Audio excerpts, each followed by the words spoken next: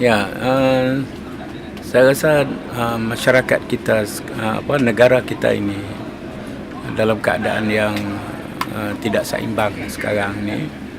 Tuntutan daripada pelbagai pihak untuk kepentingan masing-masing.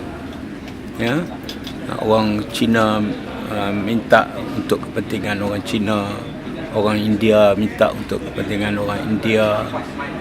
Jadi tidak ada satu tuntutan untuk semua rakyat Malaysia secara seimbang.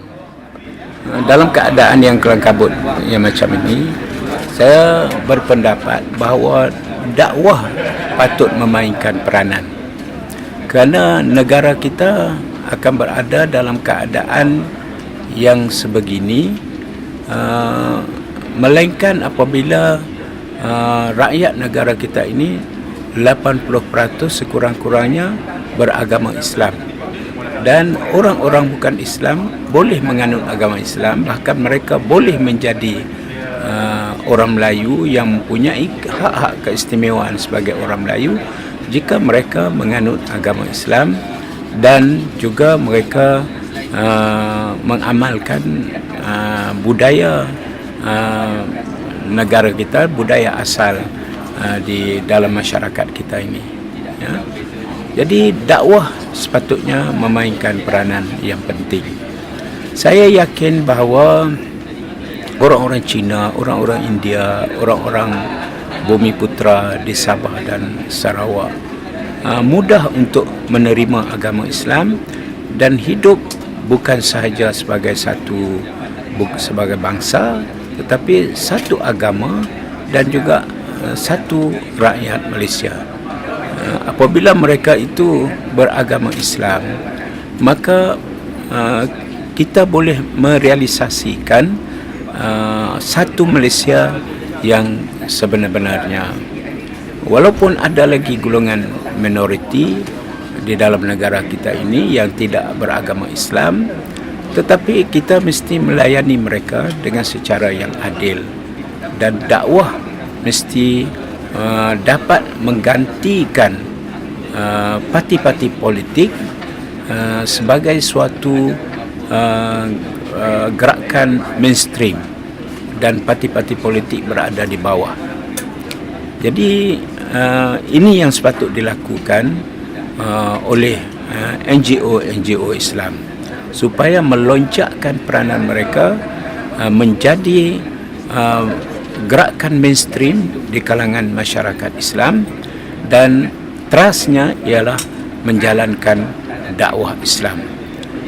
Pada masa sekarang kita tidak ada dakwah sebenarnya, kerana kita tidak ada prasarana dakwah, kita tidak ada gerakan dakwah yang tersusun, kita tidak ada strategi dakwah yang mantap, dan semua apa yang kita bicarakan tentang dakwah sekarang ini ialah hanya retorik, hanyalah sebagai satu polemik, sebagai satu politik dan sebagai retorik.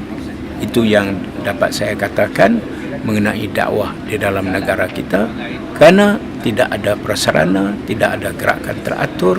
Walaupun mungkin kita mempunyai keuangan yang cukup, tetapi bagaimana keuangan yang ada itu digunakan dan dimanfaatkan untuk dakwah Islamiah. So apa proposal Ustaz ini? Ya, jabatan-jabatan agama yang kutip duit zakat banyak sepatutnya memperuntukkan sebahagian besar daripada pendapatan mereka untuk menarik orang kepada agama Islam, dan di samping mereka memperkasakan pengurusan-pengurusan yang berkaitan dengan Islam di dalam negara kita, dan mereka haruslah duduk bersama di dalam satu badan yang membincangkan soal mengatur strategi dakwah, menyusun dan mengembangkan prasarana-prasarana dakwah yang secukupnya untuk mengembangkan ajaran Islam. Dan kita yakin bahawa agama Islam yang benar, yang logik, dapat menarik orang-orang bukan Islam kepada agama Islam. Mengenai yang 3 juta tadi macam mana tu? Macam mana Ustaz cadang nak? Ya, saya pernah menjalankan gerakan pengislaman di Sabah.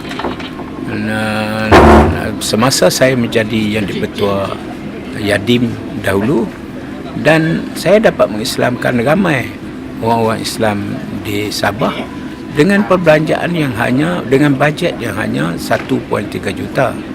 Dan saya yakin bahawa bukanlah untuk menarik orang kepada Islam ni semata-mata kita memberi wang kepada mereka, tetapi memberikan penjelasan yang boleh mereka fahami mengenai agama Islam.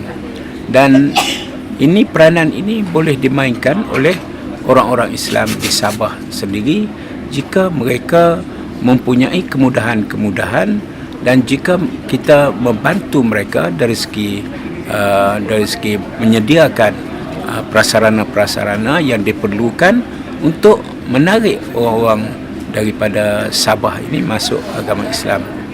Dan jika sekiranya 70% daripada rakyat Sabah menganut agama Islam, maka politik di sana akan lebih stabil berbanding dengan keadaan di mana 50%